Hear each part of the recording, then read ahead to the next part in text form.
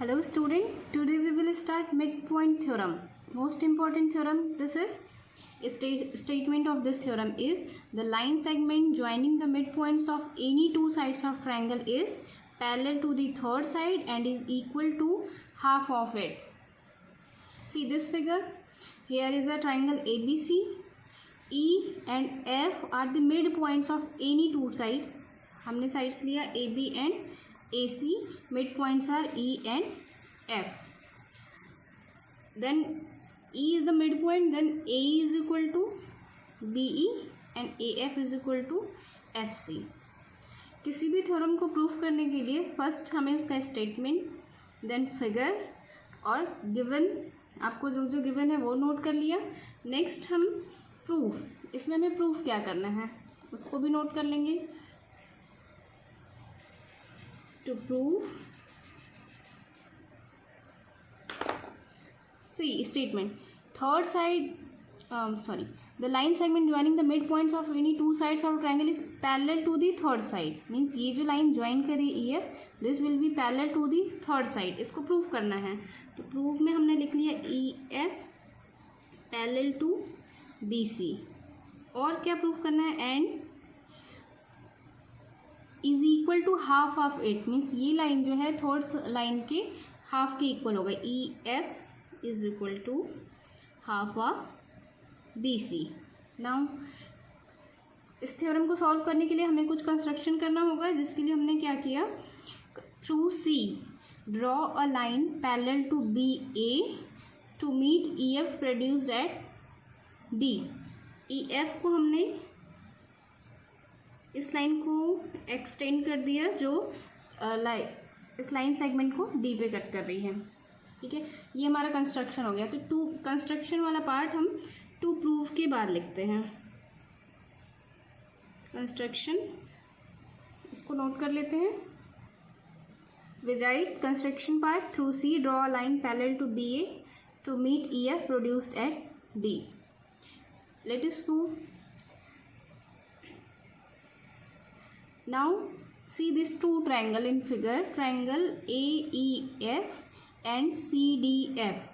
What you will see in these two triangle, AF is equal to CF, okay, and angle देखिए AEF is equal to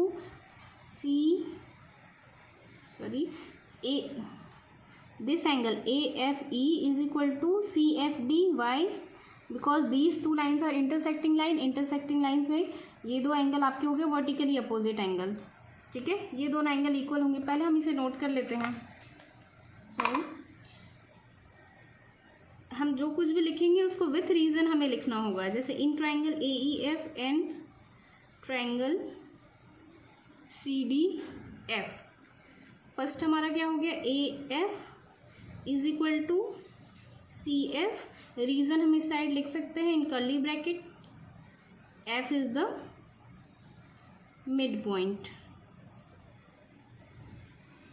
of A C. ये आपको given है, F mid point है तो A F is equal to C F. Next we write about angle. Angle A F E AFE is equal to angle CFD and region will be vertically opposite angles. Okay, next in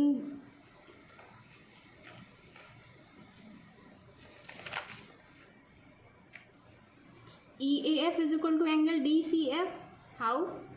alternative angles, alternative interior angles. Parallel lines की properties में जो हमने पहले ही देखा था, क्योंकि B A is parallel to C D by construction और A C is a transversal. A C transversal का वर्क करेगा.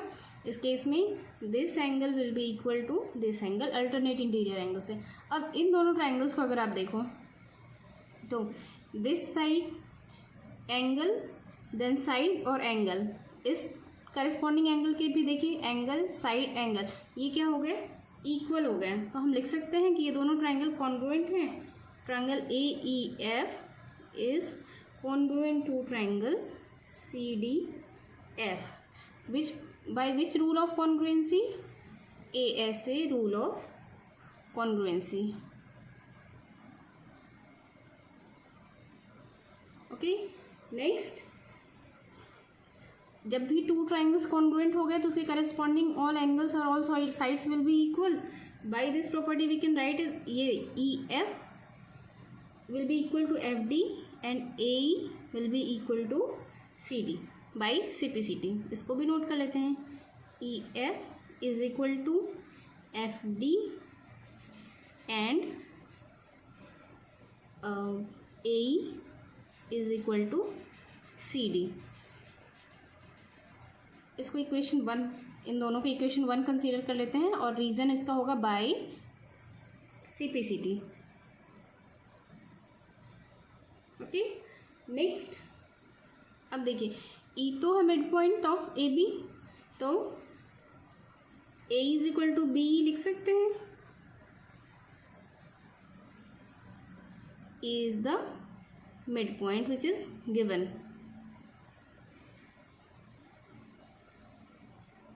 नाउ अब देखो AE will be equal to CD, तो और ABE के भी इक्वल है. मीन्स हम ये कह सकते हैं कि यहाँ देखिए दोनों इक्वेशन में LHS इक्वल है तो RHS will be automatically equal. तो BE is equal to CD, BE is equal to CD.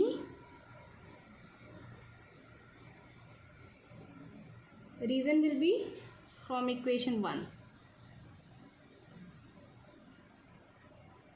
Next, now see in this figure DC. इस फिगर में देखिए BE CD के इक्वल हो गया और बाई कंस्ट्रक्शन हमने किया भी था कि ये BA और CD को पैरेलल लाइन ड्रॉ किया था. मीन्स अगर हम BE DC में देखें तो opposite lines are equal and parallel.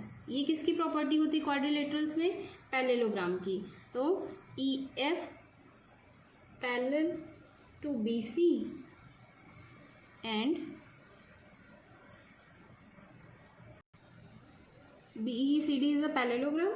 वहाँ से EF is equal to parallel to BC हो गया and ED is equal to BC. क्यों? क्योंकि BE अब ये आपका एक पैरेललोग्राम हो गया. BECD नहीं, इसको हम BEDC लिखें वो मोर करेक्ट होगा. कि हम कॉन्टिन्यूस लेते हैं ना BEDC. पैरेललोग्राम हो गया तो अदर टू साइड्स भी इसके पैरेलल होंगे और इक्वल होंगे. वहाँ से हमने नोट कर लिया EF parallel to BC and ED is equal to BC. अब यहाँ देखिए ED is equal to BC. ED किससे मिलके बना है? EF एंड FD से. ED को हम लिख सकते हैं EF plus FD is equal to BC. EF और FD तो इक्वल है बाई इक्वेशन 1. EF और FD दोनों की प्लेस पे अगर हम FD को भी EF से रिप्लेस कर दे रहे हैं क्योंकि दोनों इक्वल हैं, तो BC EF plus EF 2EF is equal to BC.